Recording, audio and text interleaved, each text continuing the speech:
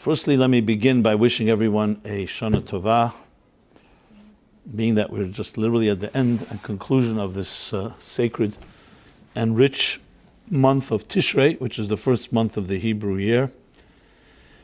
And Tishrei in the Hebrew letters it consists of 4 letters, and when they are reorganized, they are the words Rashis.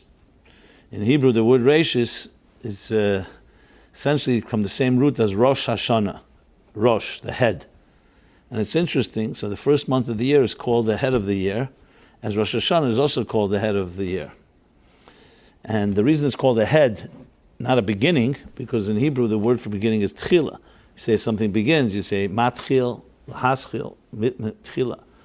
But Rosh, a head, is not just a beginning. A head is also a central nervous system that controls. You can have the beginning of a process, and once you finish the first step of the process, you move on to the next step. But a Rosh, a head, always remains the controlling factor throughout. So it's not just the beginning as the first month of the year or the first day of the year. It also remains the so-called controlling engine room and the central nervous system. Another interesting thing, which just shows you it's not a coincidence, that what's the name of the first chapter in the Torah? The one we just read last Shabbos, literally going from the holidays, and also the name of the whole first book of Genesis. Genesis in Hebrew comes from the word Bereshis. Rashis, there you go. Again, you have the same idea, not just the beginning, but a Rosh. So you see here, time and again, the emphasis that this month is not just the beginning of a year. Like January, no one says January is the head of the year. You say January is the first month of the year. And with the first month comes the beginning of the fiscal year, other beginnings. But once you're in February or March or April, January plays no role any longer. In Jewish thought, time is energy. It's not just a way we measure an invisible just essentially a man-made invisible tool to measure time. Time is energy. And long before Einstein came around, who made that a law in physics, we always knew time was energy. So just like there's space, there's time, and time is a flow of energy.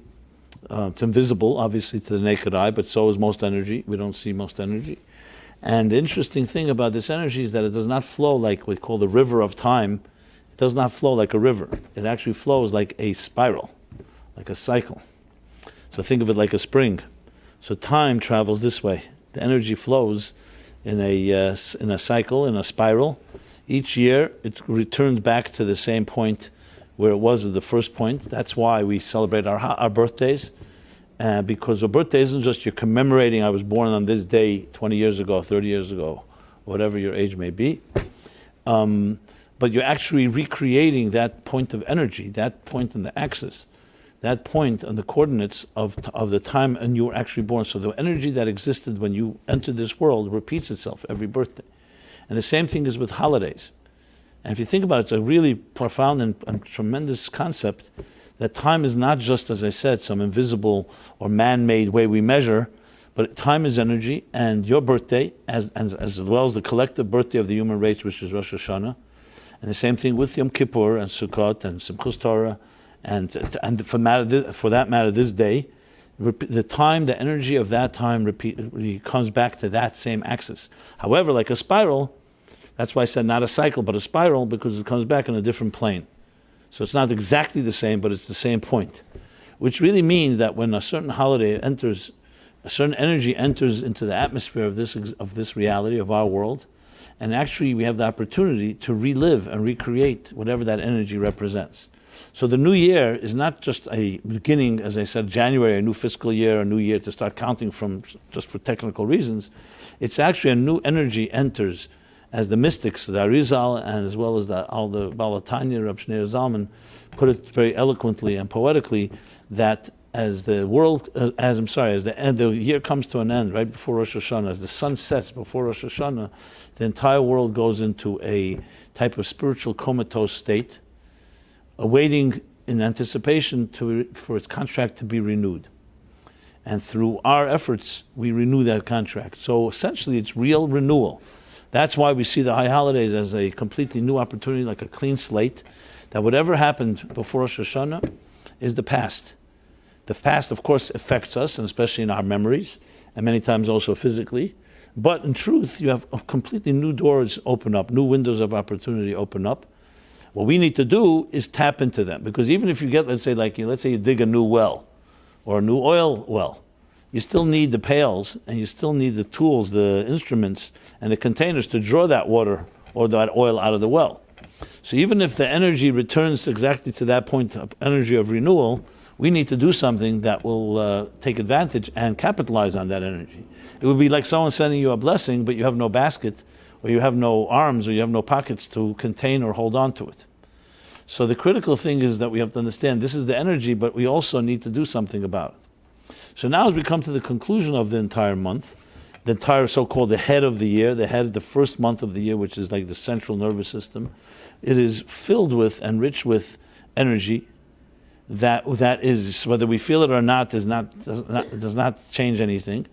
And it's our responsibility, and our gift for that matter, is to do what we can do to take advantage of that energy as it enters into our lives, and take it and unpack it, so to speak. As we enter, the Shabbos will be, Friday and Shabbos will be the new month of Cheshvan, where we, so to speak, go back to our routines. But the point is that you go back to your routines, but you should be infused with a completely new attitude. And you'll see the people in life who really always have that upbeat attitude, who always feel confident and optimistic, never allow any events in their lives to shape and define them. Now, I've said this a number of times when we talk about the Jewish people in general, that even though we've suffered a lot, but we have not allowed that to define our identity. We are not sufferers. We've suffered and we've grown through it. And it's a critical component in psychological warfare, if you wish, in psychological attitude. Attitude matters more than anything else. Everybody in life is going to have setbacks and failures and situations that don't work out exactly as we planned them. That is a given. Everyone's going to have that. The difference between us will be what you do after that. And the essential message here, especially the high holiday message that we're coming from, is that things happen to us, but they don't define us. And you define yourself. So the people who suffer greatly, and they've grown and become great people. There are people who suffer very little and remain mediocre. So the challenge we have is to not allow ourselves to be defined by our circumstances. We're not a victim of circumstances. We're not a product of circumstances. We are who we are. We're, as the Torah would put it, you were created in the divine image. You're a piece of God in a way. And you have godliness beating inside your heart and soul. And you have the capacity to do anything you set your mind to do. The fact that there may be a setback or a challenge, fine. That's something we need to ride through and figure out how to move forward and forge ahead, and sometimes even use that setback as a catalyst and springboard for further growth, which is really the purpose of it all. So as we stand now at the end of the month, I thought it's appropriate to begin that we take all the energy of this month and appreciate it and make the containers, the attitudes. Because if you take the attitudes from last year, from your past into the future, then as good as the energies may be and the new energies may be, but you're not there to take advantage of them. It would be like someone coming to you with a smile and saying, I have a new opportunity for you, but you're so bitter and you're so angry or you're so jaded by something that's happened, you can't even accept that gift. So it's critical that we also prime ourselves and create that type of container to be able to appreciate these gifts. And this is exactly where we are now. The holidays are over, but the energy is now still hovering with us, over us, and with us. And our objective now is to take these last days and set your mind and your heart and say, okay, what's happened has happened. Now I take a new year, a new energy has entered existence. Not just renewal of Rosh Hashanah, but sanctity of Yom Kippur, joy of Sukkot, joy, which is why we can ask people to be joyous. They say, I'm not in a joyous mood. How could you ask me to be joyous? Because it's not about your mood that defines you. It's about your attitude. If you determine that you want to be joyous, you determine that you want to access a deeper optimism and confidence and trust, that's exactly what will happen. And from there we go into Simchas Torah, which was all literally within the past week. Last Thursday, Friday. Shabbos was, as I said, Bereshis. And now a Wednesday afterwards, leading into the end of this month, which will bridge over, interface into the rest of the year.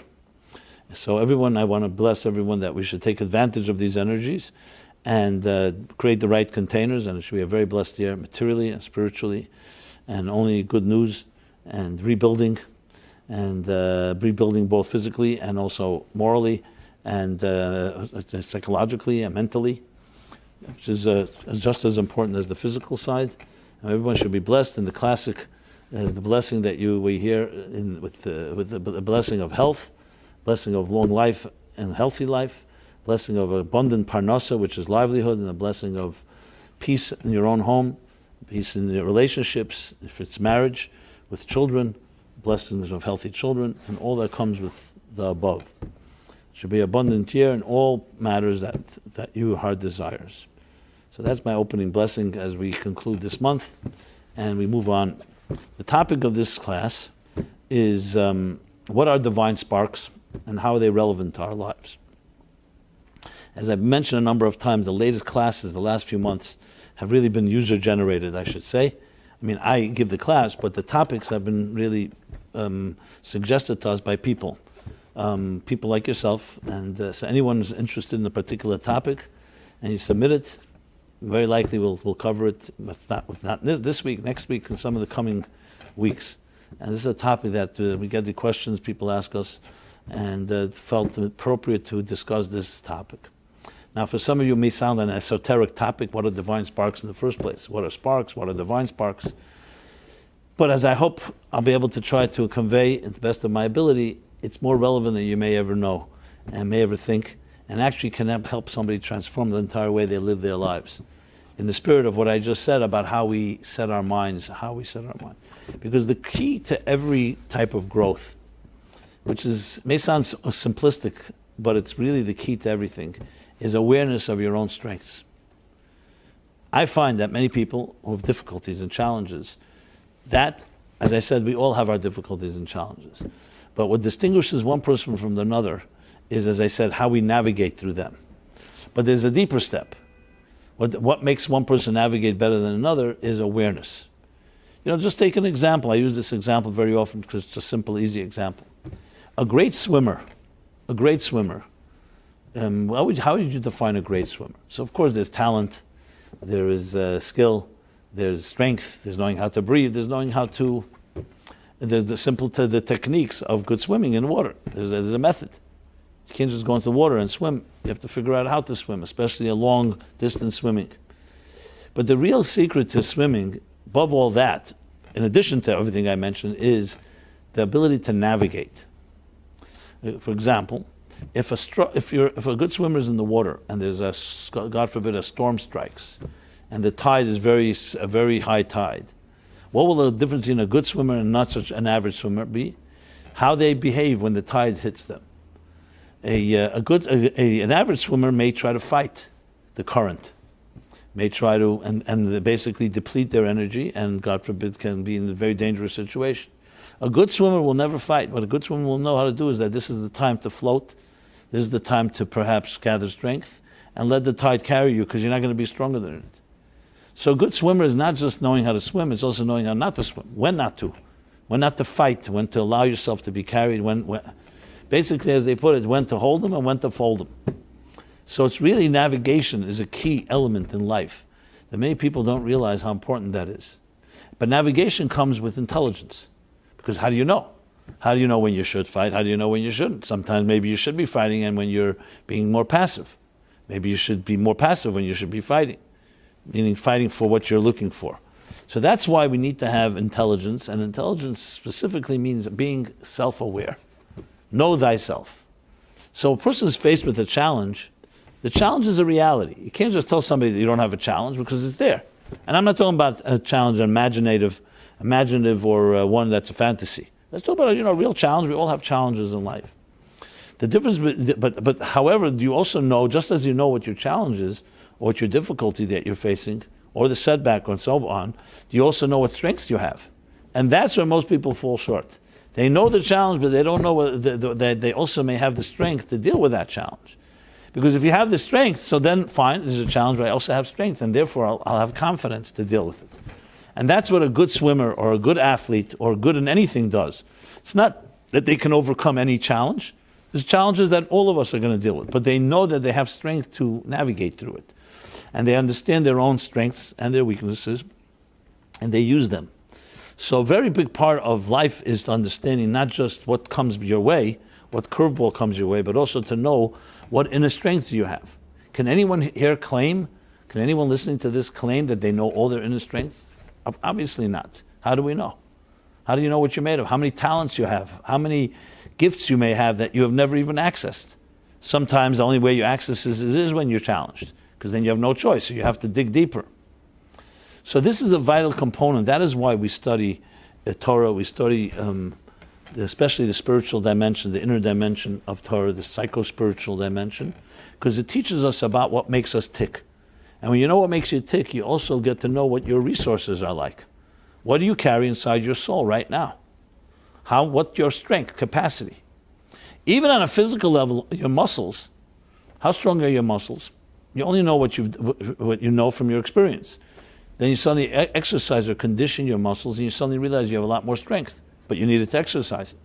The same thing is psychologically and emotionally and spiritually. They also consist of muscles. How strong are your psychological muscles? And do you know how to exercise them? And that's the key to really developing the inner confidence and the inner strength and confidence to be able to really get through situations and grow. But it's not only about dealing with difficulties, it's also about positive growth and how to achieve your highest aspirations. So this is an introduction to what I was going to the topic about divine sparks and the relevance to our lives. So let me it's very much about learning to understand the true choreography and the true trajectory of the journey of your life. So let's use it for an example. Everyone's familiar with the games, they call them treasure hunts. Treasure hunts. I remember in summer camp, you have them on, you have the big game, different type of, what's a treasure hunt? A treasure hunt is essentially you're put on, let's say, an island, or you're put in a particular location, or even if it's on a screen, and you're told that there are treasures, gems hidden in different places, scattered all over, and it's your mission is to find those gems. And either you have some clues, or you have to find your own clues, but that's the mission. Now, how many of us imagine, can you imagine if your life was that way?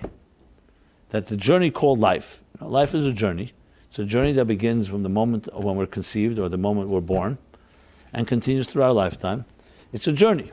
How do we travel and navigate this journey? Definitely not like a treasure hunt. How do we navigate the journey? To be honest, as adults, it's mostly a fragmented life, defined not by purpose or a compass or inner compass or some inner mission. It's defined by survival. It's defined by survival. What does survival mean? What you need, your needs. You need to eat, you need shelter, you need clothing, you need different necessities or even luxuries. And that defines, so basically your day-to-day struggle in life defines what you're going to be doing. So it's not your purpose defines your actions or your survival defines your purpose instead of your purpose defining your survival. Now when I say survival, I don't just mean the minimum survival. We can be thriving and be very successful. But what is really driving? When you wake up tomorrow morning or tonight and you make decisions, what are they based on? So they're based on a number of factors, but one of the biggest factors is what you feel is necessary for you to be able to live in this world, pay your bills. And as I said, the basics are usually food, clothing, shelter, but that of course also includes social interaction, love, relationships. And I'm not dismissing them as not important, but these are the factors that come your way, and that's what defines your life. When a person's on a treasure hunt, it's a very different approach. They know my mission is to find these treasures. And everything they do is directed toward that. Basically, it's a purpose-driven life, or a meaningful life, if I may use that expression. And that is toward discovering the treasures or the gems that come your way.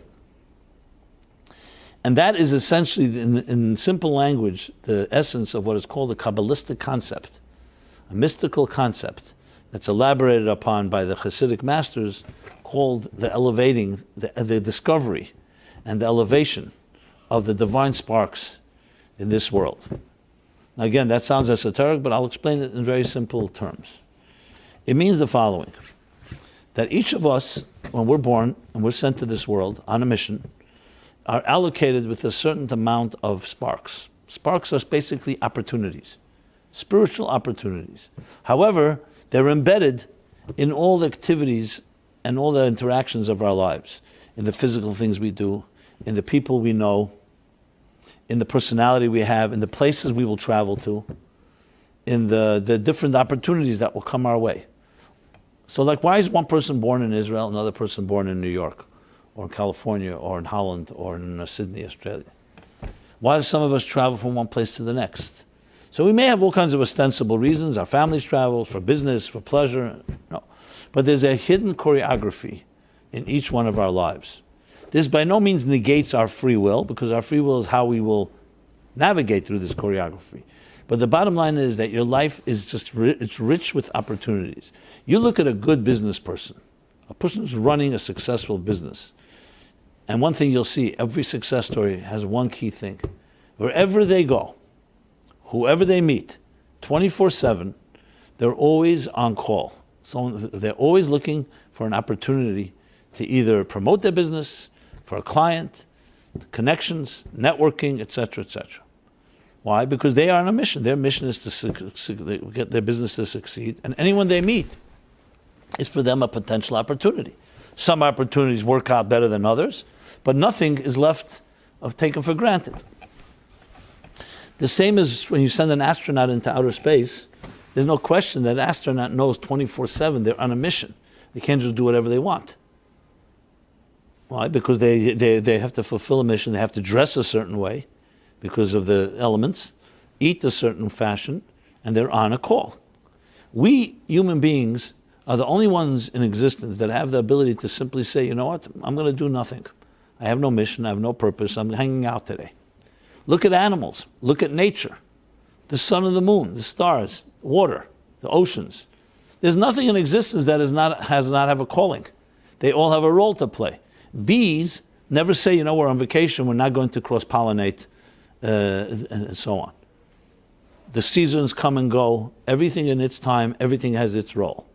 It is the human being that is the only one that has created the a situation where you say, what are you doing today? Nothing. The concept of creating the couch potato. I'm going to sit around. You know, the joke, I can't resist telling the joke. It's one of my favorites, recently at least. The guy's coming out. The guy's an old Jew sitting on a bench, and he's all depressed. And his friend comes over and says, why are you so depressed today? He says, my wife is really angry at me. What's she angry about? She said, nothing new. She's always angry at you. No, today was really special. What happened? This morning when she went to work, she asked me, what am I going to do? And I told her nothing. So she said to me, didn't you say that? You said that yesterday. And I told her I wasn't finished. I wasn't finished doing nothing. So in other words, nothing is also an objective. Only the human being is capable of trying to master that art. Now, in truth is, I have to tell you that this is really a modern phenomenon. 100 years ago, it didn't exist, this idea of doing nothing, because we were struggling for survival. And I mean the whole human race.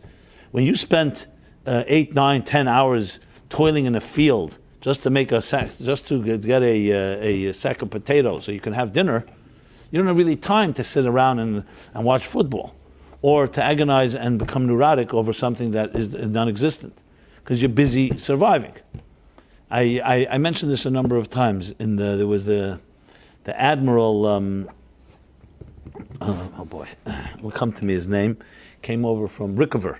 Yeah, Adam Rickover was a Jew. Came over from Eastern Europe in the early 20th century. I don't know if he came after the Holocaust, after the war, but before. And he rose in the ranks. He became in the Navy, U.S. Navy, the highest rank is a 4-star admiral, not 5-star. And he's called the father of the nuclear navy. He gave a talk in 1955, approximately, and it was a very interesting statistic that he shared. He said he did some research and said, what is the difference, a key number statistic different between 1855 and 100 years later, 1955. This was the statistic. In 1855, which is essentially the onset of the Industrial Revolution, 90-some percent, maybe 92% of energy generated in the world was generated through human labor. Okay? 100 years later, in 1955, over 90% of energy is generated through machines. Now, this isn't a small factor, which means that suddenly it's gone to machines. A machine, you could be sleeping and the machine is doing its work. The press of a button can produce so much more than a human being toiling in a field. Whether you talk about the different technologies that were being advanced. So the question is, how did this impact the world? And the answer, especially the Western world, where the Industrial Revolution was full force. And the answer is two things that happened. Number one, an explosion of accumulation of wealth unprecedented. Because suddenly, as wealthy as a person may have been, now if you control those machines, you suddenly multiplies exponentially that much more. And number two, it created the birth of a new phenomenon in human life. It's called leisure. A lot of free time. Because you don't have to spend time generating energy. You have others doing that. You have machines doing that. And so what do you do with all this free time? Have we become more noble, more spiritual, more knowledgeable, more altruistic? No. We started filling it with the pleasures of luxuries that are mostly nonsense and empty, but we need to fill time. So it's not really, I'm digressing a bit, but the point I want to make, this is the example of a life not driven like an astronaut or a treasure hunt, but it's a life driven by whatever comes your way.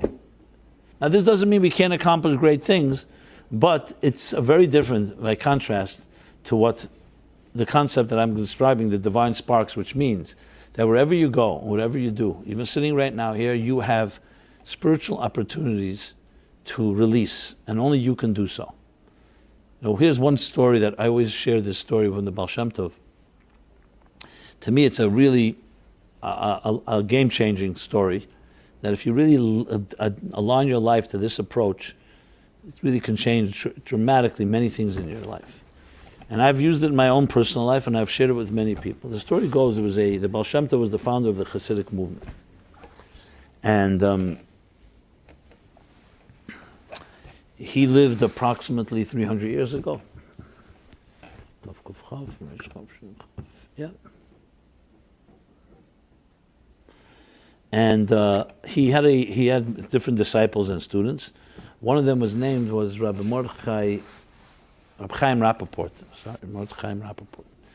He was himself a great man in his own right, and the Baal Shem Tov asked him to go on a mission, fulfill some mission. We don't know what the mission was, but he sent him to some city on a mission.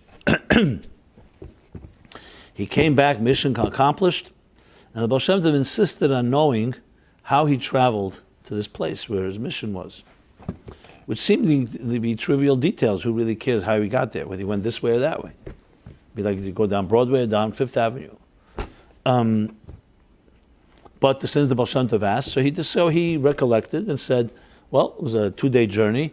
First day, I had a little inn. I stayed at night. The second night, there's no inn, so I slept near the edge of a road. And in the morning, I woke up. I washed my hands. I said my prayers, and then I sat down to have something to eat, something I packed up. And there was a little brook or spring of water nearby. I went over, took a cup of water, made a blessing.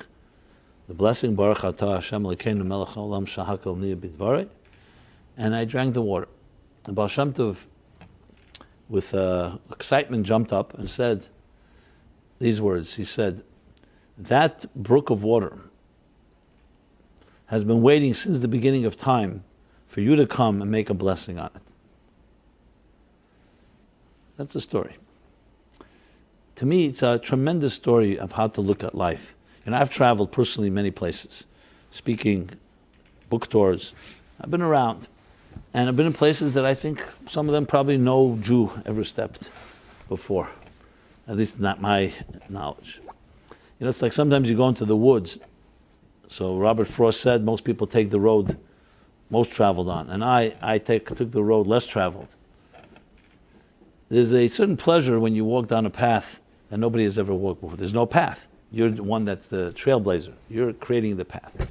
And then there's the path that everybody walks on, which is safer, no doubt, less risk because others have walked on it. But there's something about treading a new path. And this story to me captures what I spoke about renewal before. When you come to a place, yeah, you may come there for a business meeting, you may come there for my case, a speaking engagement, or whatever brought you there, vacation, a friend you traveled with. You may even be there in your mind by accident, but there's no such thing. You're there because there is a divine spark waiting in either the water that you will drink, or the food that you will eat, or the person that you will meet, or the encounter, or the nature that you will witness, that you will see. Sparks that are waiting, allocated to you from the beginning of time for you to come and set them free. If you can develop, if you can adapt that mindset in your daily activities, you tell me how that would change a person's life. Completely.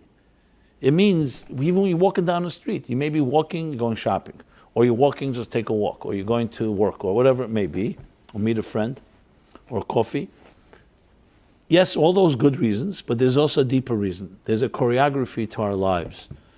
God, as King David writes in the book of Psalm, Hashem etzadik over Kenanu, God leads the footsteps of a human being. So there is no accident, period. Not where you were born, and not where you've traveled to, and not who you've met, and not your opportunities, and not the people, and not even your personality. Everything about you has embedded the concept of divine sparks. So in Kabbalistic, esoteric, mystical terms, it's divine sparks. But think of it as simply as gems or spiritual opportunities waiting for you to free them and release them. And that defines your navigation of your life. Not circumstances, and not the things that happen to you, or not even react. You don't react to others. You are always proactive in that sense, like the businessman that's always looking for opportunities. This doesn't mean we don't react. Someone is in need or someone requests. Obviously we react. But your whole personality is not defined by you reacting to other people's behavior or what others are expecting of you. It's defined by looking for this, essentially your treasure hunt. That you were given allocated a certain amount of gems and treasures. However, they're not open and obvious. They're embedded in your life, and it's your mission is to discover them. And when you do that, you free those sparks. You yourself become a freer and greater person, because you're also freeing and redeeming your own self and your skills. You know, if a person, for example, has the skill, a writing skill, or a communication skill, or an artistic skill, or a business organization skill, or a people person. I mean, everybody has their so-called strengths. They could also not. They could be in a situation where they never access or never use those strengths. There are people, unfortunately, that's what happens. Whatever life circumstances, or lack of confidence, or sometimes the opportunity didn't come that easily. So you can live your whole life with tremendous skill, and it remains locked and trapped inside of you. That's a divine spark, or divine sparks, I should say, plural. It's like a talent that you've never used. Recently I've been quoting Oliver Wendell Holmes' The Voiceless, his poem, where he has this devastating line, which I don't like to repeat it because it's very sad, but nevertheless it's important to repeat, where he writes, alas to those that die with their song still inside them. You know? We all have a song inside of us. Long before Oliver Wendell Holmes, the Zohar said this, the Kabbalists said it, that we have songs, we have melodies inside of us, that you and only you can play and sing those songs. Now it doesn't always mean a physical song, actual song, it means a voice. It means an expression, something unique. And one of the saddest things is a person, God forbid, lived through their lives and never sang their song. Either because they were silenced and their life is driven by fear, or did not have the love and the nurturing that gave them the confidence to be able to express it, or 1,000 other reasons. I mean, the reasons don't even matter really. End of the day is it's your songs. These are part of the sparks that you're given. So the concept of discovering, understanding divine sparks is not some type of nice esoteric mystical idea. It's actually your life. That's a way of defining your life. And it's interesting, even from birth, you could say a little newborn baby, they're not even conscious, they're not in control of themselves, but they still have sparks, the joy they bring to their family, their own unique little personality. And definitely as life goes on, we all have this allocation of hundreds, thousands, who knows how many, sparks waiting to be released, but that comes through an action of ours. And that means that literally every person you meet has that opportunity. I'll share another story which this idea. So, well, before I get there, let me go back to what I was saying. So sometimes I've been to cities. I'll give you an example. A few years ago, it was actually here in New York, in Crown Heights, where I live, Brooklyn. So there's the Jewish Children's Museum on the corner of Kingston Eastern Parkway. It's a cultural location and funded by the government partially. But one of the conditions is cultural exchange, which means even though it's a Jewish museum, but they have to host and should host different communities from different religions and faiths and races.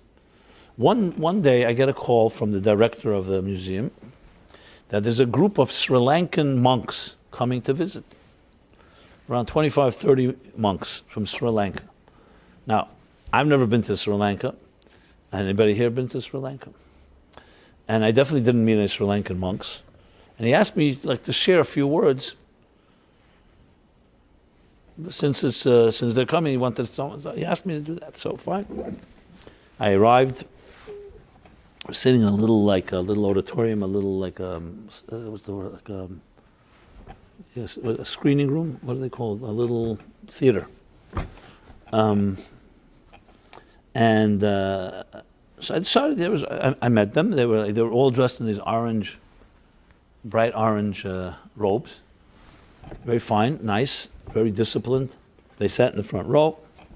And I spoke, I said, you know what, I might as well talk about something that I thought would be common spiritual ideas, between Jewish spiritual, mystical ideas and what I knew would be Buddhist ideas. And I spoke about the renewal of Rosh Hashanah, Yom Kippur, the new energy that, as I mentioned earlier, but in a little more detail, a lot about the energy. And they are trained to be completely quiet and no facial expression, reactions to when a master speaks. So I'm sitting there, any joke I made, any emotional story, there was no reaction on their face. They sat like stones. Very unlike American audiences, and definitely very unlike Jewish audiences, where everybody is commenting, I heard that story, stupid joke, that type of thing. I agree with you, I disagree. Even when they agree, they're vocal. Here they're sitting, there's 25, 30 monks sitting, and for a speaker, it's a little disconcerting because you don't know if they're reacting or not. Do they understand what you're saying or not? And no reaction. Whatever I said, it says a little something dramatic. You say a joke because you want to see whether you're engaging the audience. No reaction. And it wasn't an ego thing for me. I just felt, I don't know if I was getting through or not. Maybe they don't even know what I'm talking about. So then I decided to do something, which I remember the director and the other people, the rabbis in the room and others, were shocked. So I said, with your permission, I said to the monks, with your permission, I'd like to sing you a Hasidic melody. And I began to sing a song. It's a Yom Kippur song. And as I sang the song, a very moving, touching song, very solemn song, as I began singing, their faces literally changed. You could see they melted. And afterwards, I asked them, I said, so when I spoke, did you understand anything I said? They said, excellent. What you said was brilliant. It was beautiful. So why was there no reaction?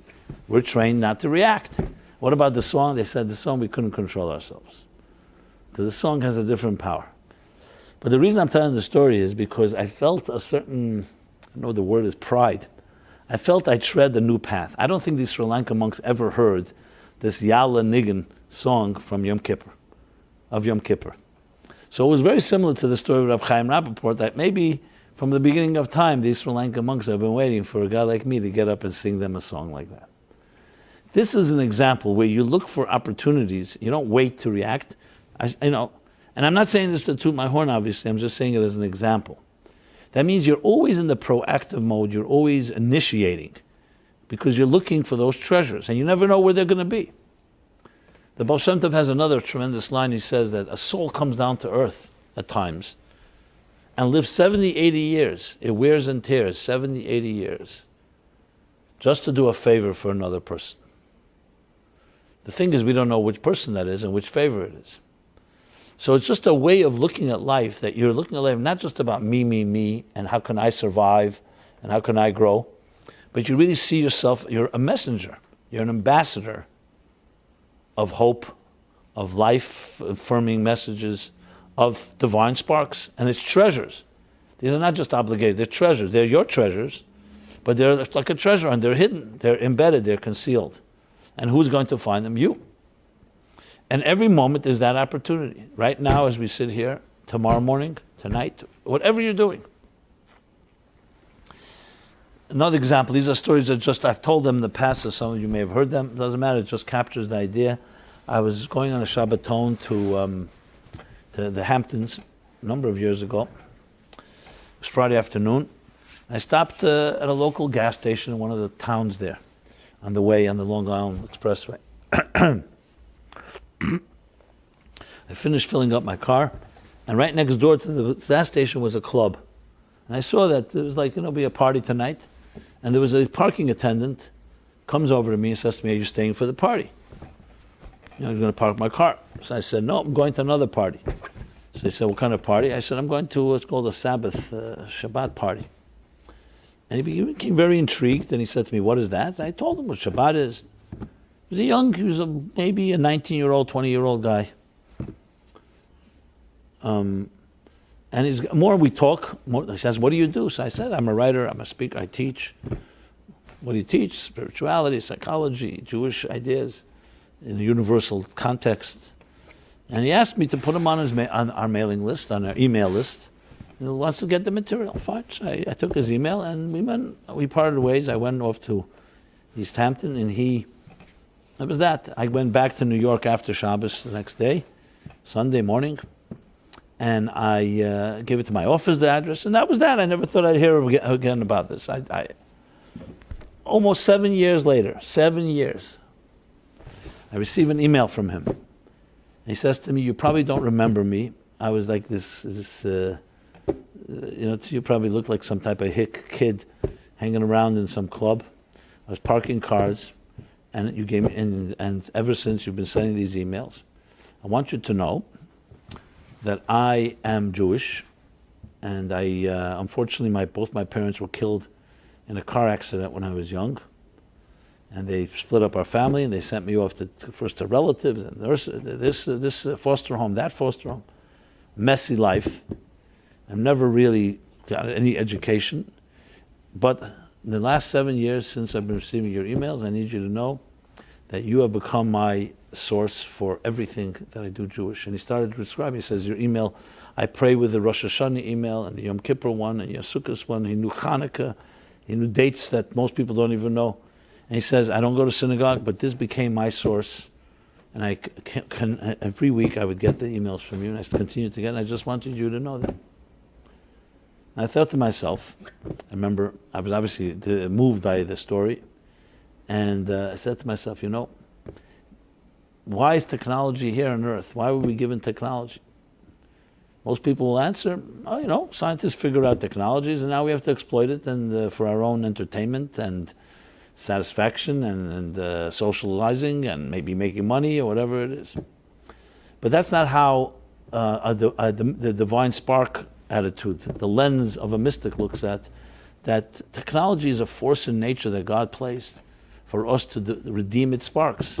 And I really felt that the whole purpose of email was maybe just for this guy getting these emails. Now, obviously, there are many more people on earth that can benefit. But my point was, I really felt, because if we didn't have technology, we didn't have email, we didn't have internet, what's the likelihood that he would come from this town to a class here in Manhattan? Well, almost no chance. But here's that technology, and it's nothing.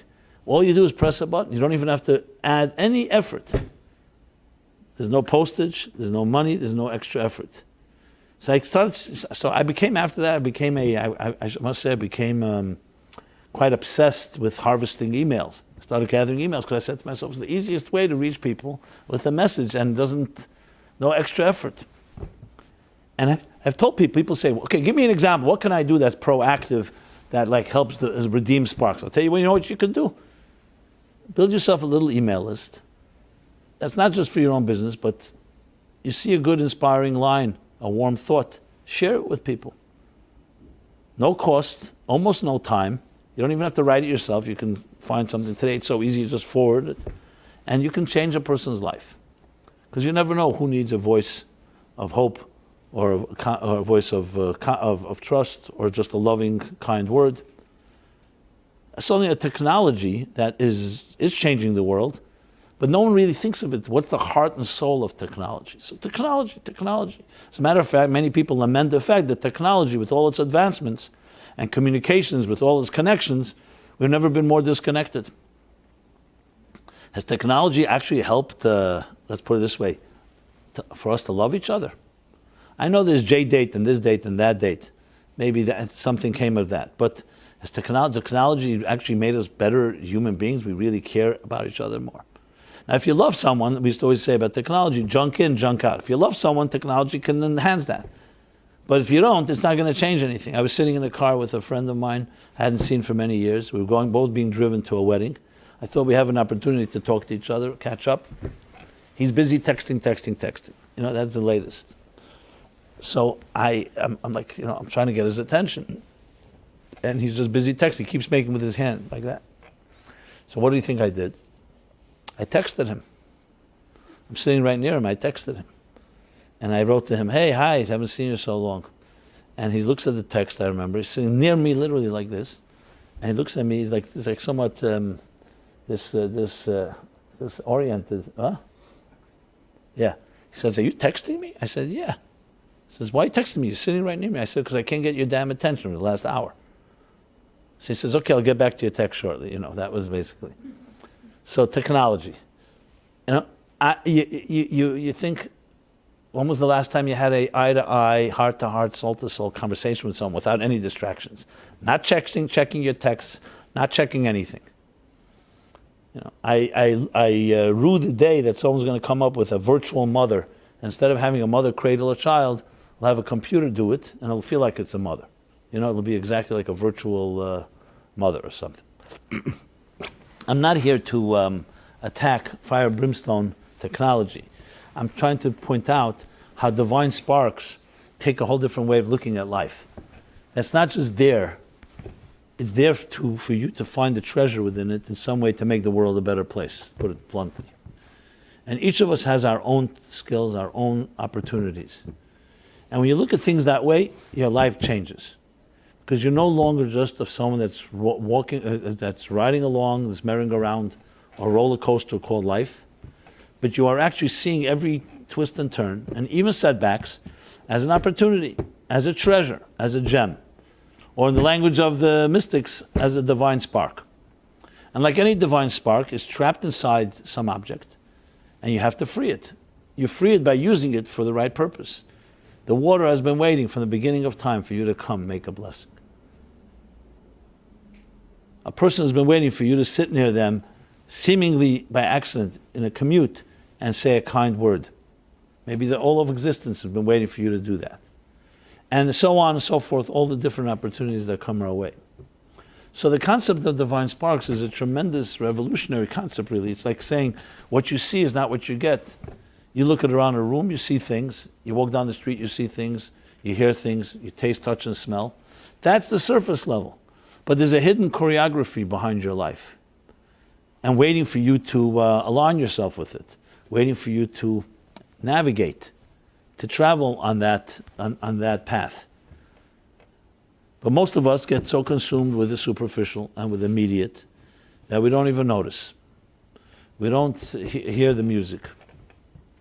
There's that famous Joshua Bell experiment. You know about it? You've heard about it? In the Washington Grand Central Station in Washington, D.C. So Joshua Bell is a world-class virtuoso, violinist. And people pay thousands of dollars to come hear him in Carnegie Hall or other houses, theaters. He started to do an experiment. I think one of the newspapers commissioned him to sit down, rush hour, Washington, D.C., in the largest train terminal, where thousands of people commute to work, with his $1 million Stradivarius, the violin, on a box with obviously a little plate on the side, so everyone thinks it is. Joshua Bell, the famous Joshua Bell, is sitting and playing some of the most beautiful music ever played. And it's all videoed. And everybody passes by. Nobody even notices. Here and there, if someone throws a coin. The main scene is then a child, a little girl or a little boy, I think, not sure, is running with a mother, running to a train, but the child gets so mesmerized and like starts going over it because the child senses something. But the mother doesn't have patience, so she schleps the child away. And obviously, bottom line is, nobody even appreciated something that they would have to pay a $1,000 ticket to hear him in a concert. Because we are distracted by the rush hour of our lives. So we can miss the entire story of our true lives. That's how sad that can be. We get so involved in what the immediate needs, necessities, expectations. And I'm not saying that they're bad necessarily, but they are surface level. They're not the purpose of your life. They're at best the means. The concept of divine sparks takes your eyes to look through a different lens. And that is the lens of not what the superficial looks like, not what your immediate here and now and instant gratification is about, but what is the deeper story? What is the inside story of your life? Have you ever thought about that? Kierkegaard writes that you can only understand your life backwards, but you have to live your life frontwards. When you look back in life, sometimes you can see somewhat of the choreography. Sometimes you can see things you had no idea why they happened, how they led to something better. Even setbacks. But when you look forward, you don't see that. You don't know what's coming tomorrow. But you can rest assured there is a choreography. The choreography will not control what you do. The choreography will lay out where you're going to be at. The question, what you will do is whether you'll redeem the spark or will you not. Will you see the opportunity and grab it and turn it into something greater or not? I could have told the guy who's the parking lots, I have no time for you, goodbye, I'm moving on. I wasn't trained to think like that. Many of us miss the boat. I remember a beautiful couple coming to this class many years. And they were a boyfriend, girlfriend, and I remember used to talk, and I say, so why don't you guys get married? No, we have no time for that, so they keep it still uncommitted. And then they decided that they're not necessarily for each other, whatever the reasons were. I mean, I wasn't pushing it, I was just talking to them. A few years later, I meet them, they're married, with children, and happy, same couple. They broke apart maybe 20 times. I'm sure you're familiar with these stories. New York, the Mecca of, the epidemic of single life. Some call it the Mecca, you can call it an epidemic, both. Anyway, I asked them, so how did that came about? So they said, listen, they were so busy. He was building a new company, she got a new job. They were so distracted by the material successes and career building and climbing the corporate ladder, they didn't even have time for each other. They would go on a date, their minds were somewhere else. So they didn't even think they were made for each other. Then what happened was his thing didn't work out, her thing didn't work out. Then suddenly you start thinking clear because you don't have distractions. So even though they thought of it both as a loss because he didn't get his company never got off the ground, she didn't get what she was looking for, it ended up becoming the biggest blessing because they didn't have this distraction. How many other blessings like that are in our lives that we're busy with whatever we think is so important when really there's another story emerging that you just don't even notice? I can tell you, and I can tell you this from hard-earned experience, meeting and speaking to many, many people in my life, very, very often, I can't say always, very often the problem is not the issue. The problem is the person is not ready to hear what they need to hear. And they could be, people tell me, I'm absolutely ready to hear anything you have to say. And unfortunately, it's not always the case. So we may be blocked, like I said earlier, we may not even be open for whatever reason. It could be our anger, it could be fear, it could be other emotions, it could be pride and arrogance. I mean, there's a lot of reasons that we're not able of hearing what we really need to hear. And then what we really need to hear is what's really the story of our lives. So I'm not suggesting that person should just rely on someone else going to tell you your story, but I am suggesting we need objective mentoring. We need someone that can coach, someone that cares about you, but also you invite them to kick you in the pants if necessary, so to speak. You invite them also to give you objective perspective. You may not like to hear what you hear, what they say, but that's the only way to really discover and go beyond the surface level, which is why so many of us really discover deeper truths, unfortunately, when there's pain or loss. Why? Because when things are going well, as Leonard Cohen says, when there's no cracks, everything is smooth. When there's the cracks, that's how the light gets through. When our lives are, when we're comfortable and the status quo, so our comfort zone creates a certain apathy and complacency. When there's a crack, you can't afford that, so you suddenly realize there's something deeper to look at. Now, I'm not suggesting we should wait for cracks. I'm suggesting we should be intelligent enough to preempt and not need to wait, because we look beneath the surface. This is essentially really the two choices a person has in their lives. Will your trajectory, or like I said before about the swimmer, will the journey of your life be defined by whatever comes your way, or the survival or needs that are immediate and the material needs of your life, or will it be driven by a spiritual mission to redeem the sparks, free them, and transform them into some greater force for good? That really comes down to the choices. This doesn't mean that a person should live a selfless life and you have no benefits and then you don't have to deal with your survival. It means, however, what is the priority? What is the priority? And when you see yourself as mission-driven, as purpose-driven, as meaningful-driven, then you look at life as all the things that happen to me are opportunities for me to use them to turn them into something greater. And this by no means contradicts, as I said, the basic. I remember an individual, I won't use the name because I don't want to breach any confidence. He's a pretty prominent executive. People know him, CEO of a big company. Years ago, I met him, and he told me that, he was known, he told me that he got a copy of my book, Toward a Meaningful Life. And he was so intrigued by the book, it so affected him, that he began to give them to friends.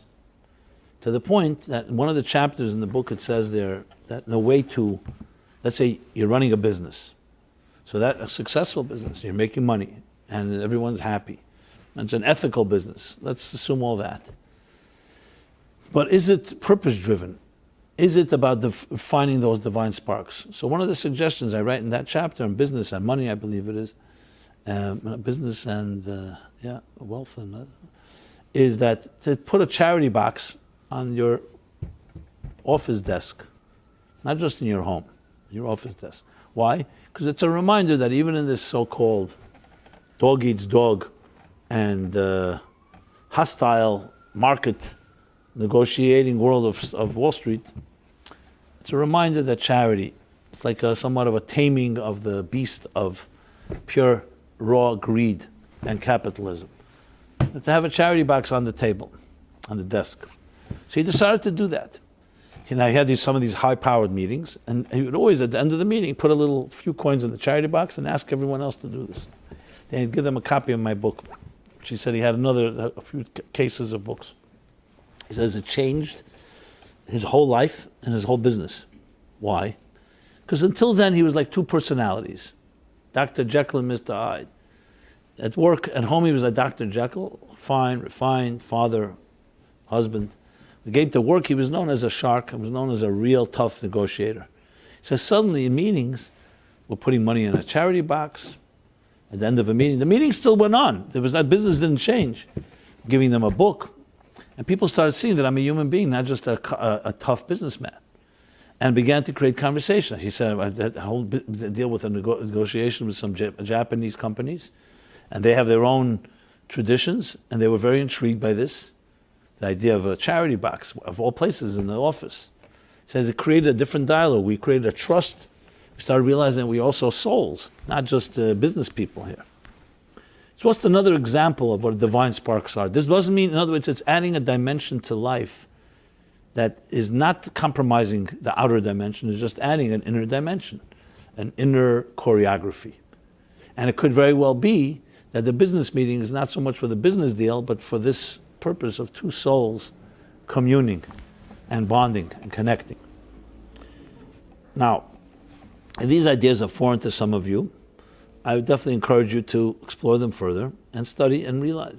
If they're not so foreign, because you may have heard it, it's implementing that is necessary, because it could change everything about your life. Now, I'm not suggesting cold turkey suddenly, go from one mode to another, but if you can start introducing into your life that mindset, that attitude, that whatever comes your way is a spiritual opportunity for your soul, was sent to this earth, and existence is waiting from the beginning of time for you to do something, to do that mitzvah, that kind gesture, that charity, that whatever it may be, then it takes it adds a dimension, literally a transformative dimension to your entire life. And life becomes exactly that, a treasure hunt. It's pretty good, treasure hunt. I remember we were all excited about treasure hunts. And it's a treasure hunt, finding these treasures that you have concealed or locked away or somewhere in your life that have been put there by God, waiting for you to do something to free them. So I think it's a great message, especially as we enter this new year, because it's one thing in the holidays in a way carry us on their wings, especially if you have good experience in the holidays. You go back to the routines of life, so it gets back into that, back to the monotony of our patterns. However, if you can take the energy of Tishrei, of this month of Tishrei, as I said, the holidays, and infuse your attitude and your life and your day-to-day routines with this new approach, that everything is a divine spark waiting for me to do something with it, it can add a whole new passion and excitement to even things that seem completely monotonous. Because in essence, nothing really is monotonous. It's only in our eyes. As I mentioned before, it's only the human being that creates the couch potato, the immobile, static situation. Nothing in life is static. Nothing. As I said, the seasons change. Everything in life is mobile. But we can become trapped in a type of frozen paralysis. When in truth, we are also, your heart is beating every moment. You're breathing in and out every moment.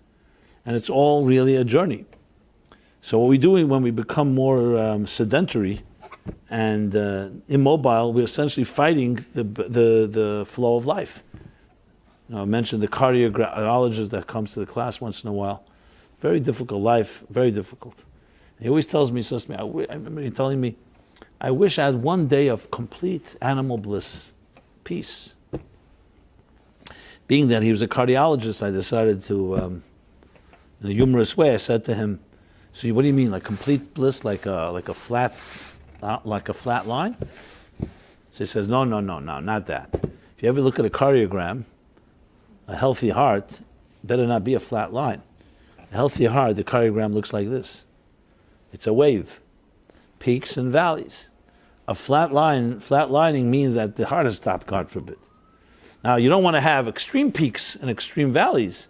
You want to have a balance, but it's a wave, like a wave. You ever stand at an ocean? I was a kid, I stood in an ocean, I was waiting for the ocean to go to sleep. It never went to sleep. 24/7, it's relentless. And you learn the cycles of life, the rhythm of life, the pulsating rhythm. Today we know in modern physics, there's no such thing as anything that's dead, really. We all leave this room here, and there's no human beings. Is this room dead? No. Besides, I'm not talking about the objects in the room. It's pulsating on a subatomic level. Energy is there everywhere. Einstein equals, everything is energy, even if you don't see it. Subatomic particles are constantly moving. Even when you're asleep, even when something, so to speak, looks dead, it's brimming with life. It's just our superficial eyes only see the so-called, the surface level. But everything is like, imagine looking at the ocean and you never knew, no one ever went diving beneath the surface of the ocean. No one ever saw cameras down below. What do you think we think? The ocean, once in a while you see a fish, there's a few fish in the sea. Today we know the sea has more complex organisms and more animal life than we have on Earth. The Talmud said that a long time ago. It says everything that's kol ma sheyesh bi, but everything on land exists in the sea. It doesn't say everything on the sea exists on land, because the truth is the sea has more species than land does. Many that haven't even been discovered yet. The sea is filled with energy. Just because there's a sea cover that doesn't allow us to see it, Doesn't mean that it's not there, which is why nature, in Hebrew, the word for nature, teva, also means submerged. It means when you throw something into the water, it gets submerged, you feel like nothing's there. It's as if it disappeared, but it's not disappeared, it's just covered up. So covered up, the cover of this world, this material universe is like a layer that hides and conceals the subatomic divine spiritual sparks that exist everywhere. And they are always alive. Now if you don't access them, they remain trapped. If you do, then you come alive as they come alive, because you bring it all alive in that level that I've been discussing here. I think this is a pretty good, appealing approach to life, if I may say so myself. And now the question is what you're going to do with this information. So as we enter this new year, I hope that I tried to do some justice to this idea and concept. There's a lot more to be said, obviously. But remember, these sparks are waiting for you to do something about them, and only you can do it. I can't redeem your spark, you can't redeem mine. Sometimes we need two people together to redeem them together. That's all joint ventures, joint projects, collaboration, cross-pollination, as I mentioned. But primarily, there are things that only you can accomplish, because that's the sparks allocated to you. This is what makes you unique, your talents, your skills, your capacities, abilities, opportunities. So, as I began, I want to conclude with a blessing again, that we should all learn to be great navigators and swimmers, as we, treasure hunters, I should say, looking for the treasures that are there right in our path, sometimes a little more hidden than others, but they're there waiting for you to come from the beginning of time to release them. And everyone should have a blessed year, as I said, with health and abundance and success.